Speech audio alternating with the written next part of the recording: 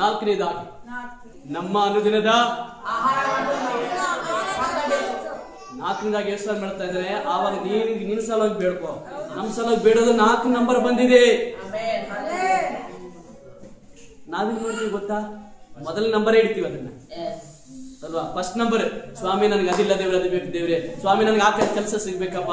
ಸ್ವಾಮಿ ನನಗೆ ಅದಾಗ್ಬೇಕು ದೇವ್ರೆ. ಸ್ವಾಮಿ ನನಗೆ ಇದಾಗ್ಬೇಕಂತ ಫಸ್ಟ್ ಬೇಡ್ತೀವಿ. ಎಷ್ಟು ಮಾಡ್ತಾನೆ? ಫಸ್ಟ್ ನಂಬರ್ ಅಲ್ಲ ಅದು. ಎಷ್ಟು ನಂಬರ್ ಆಗಿದೆ? ಮೊದಲ ನಂಬರು ದೇವರೇ ನೀನು ಒಳ್ಳೆಯವರು, ನೀನು ಉತ್ತಮ, ನಿನ್ನ ಬಾಯಿಂದ ಫಸ್ಟ್ ದೇವರನ್ನು ಮೇಲುತ್ತಬೇಕು. ಎರಡನೇದಾಗಿ ದೇವ್ರೇ ನಿನ್ನ ರಾಜ್ಯ ಬರಬೇಕಪ್ಪ, ನಿನ್ನ ಸಮಾಧಾನ, ನಿನ್ನ ನೀತಿ ನನಗೆ ಬೇಕು ದೇವ್ರೆ. ನಿನ್ನ ನೆಮ್ಮದಿ, ನಿನ್ನ ಸಮಾಧಾನ, ನೀತಿ ನನಗೆ ಬೇಕು, ನನ್ನ ಕುಟುಂಬಕ್ಕೆ ಬೇಕು, ನನ್ನ ಒಂದು ರಾಜ್ಯಕ್ಕೆ ಬೇಕಂತ ಪ್ರಾರ್ಥನೆ ಮಾಡ್ರಿ.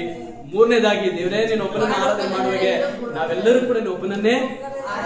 ನಾಲ್ಕನೇದಾಗಿ ನಮ್ಮ ಅನುದಿನದ ಆಹಾರಕ್ಕಾಗಿ ಏನ್ ಮಾಡ್ಬೇಕಾಗಿದೆ, ನಮ್ಗೆ ಏನ್ ಬೇಕಾಗಿದೆ ಅದನ್ನ ದೇವ್ರ ಮುಂದೆ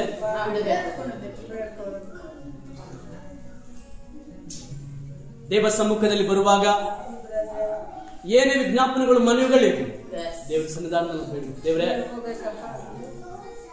ಈ ಕೆಲಸಕ್ಕಾಗಿ ಸಹಾಯ ಮಾಡು, ದೇವರೇ ಈ ವಿಷಯದಲ್ಲಿ ಅದ್ಭುತ ಮಾಡು, ಸ್ವಾಮಿ ನಮ್ಗೆ ಬೇಕಾದದನ್ನ ಸಹಾಯ ಮಾಡು ಎಂಬುದಾಗಿ ಆವಾಗ ನಾವು ಕೇಳಬೇಕು. ಹಲ್ಲೆಲೂಯಾ.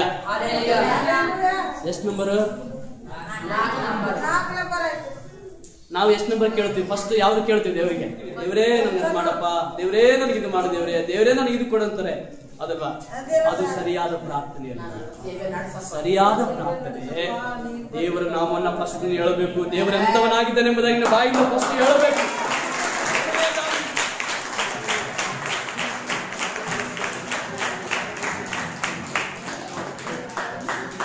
ಎರಡನೇದಾಗಿ ದೇವರೇ ನಿನ್ನ ರಾಜ್ಯ ನನ್ನ ಒಳಗಡೆ, ನನ್ನ ಕುಟುಂಬದೊಳಗೆ, ನನ್ನ ದೇಶದಲ್ಲಿ ಬರಬೇಕು ದೇವರೇ ಎಂಬುದಾಗಿ ಪ್ರಾರ್ಥನೆ ಇರಬೇಕು. ಮೂರನೇದಾಗಿ ನಿನ್ನ ಆರಾಧನೆ ಮಾಡಬೇಕು ಅಂತ ಹೇಳ್ಬೇಕು. ನಾಲ್ಕನೇದಾಗಿ ಏನ್ ಬೇಕಾದ್ರೂ ದೇವ್ರ ಮುಂದೆ ಎಷ್ಟು ಹೇಳ್ತಾರೆ, ಬೇಡಿಕೊಂಡ್ರೆ ನಿಮಗೆ ಸಿಗ್ತದೆ, ಹುಡುಕಿರಿ ನಿಮಗೆ ತೆರೆ ಹುಡುಕಿ ನಿಮಗೆ ಸಿಗುತ್ತೆ, ತಟ್ಟಿರಿ ನಿಮಗೆ. ಯಾಕಂದ್ರೆ ಬೇಡುವನು ಪ್ರತಿಯೊಬ್ಬನು ಕೊಂಡುಕೊಳ್ಳುತ್ತಾನೆ. ಹಲ್ಲೆಲೂಯಾ. ಪಕ್ಕದ ಗಡೆ 4 ನಂಬರ್ ಇದೆ ಅಂತ ಹೇಳಿ ನಾವು ಬೇಡೋದು 4 ನಂಬರ್. ನಮ್ಮ ಅನುದಿನದ ಆಹಾರವನ್ನ ದಯಪಾಲಿಸು. ಖಂಡಿತ ದೇವರು ಕೊಡ್ತಾರೆ. ಸತ್ಯವೇದಲ್ಲಿ ನಾವು ನೋಡುವಂತರಾಗಿದ್ದೇವೆ. ಬಿತ್ತುವುದಿಲ್ಲ, ಕೊಯ್ಯುವುದಿಲ್ಲ, ಕಣಜಗಳಲ್ಲಿ ತುಂಬಿಟ್ಟುಕೊಳ್ಳುವುದಿಲ್ಲ, ಅವುಗಳನ್ನು ಸಾಕಿ ಸಲಹುವಂತ ದೇವರು ನಿಮ್ಮನ್ನು ಕೂಡ ಸಾಕಿ ಸಲಹುತ್ತಾನೆ. ಏನೆಲ್ಲ ದೇವರ ಹತ್ರ ನಾವು ಬೇಡ್ಕೊಳ್ತೇವೆ?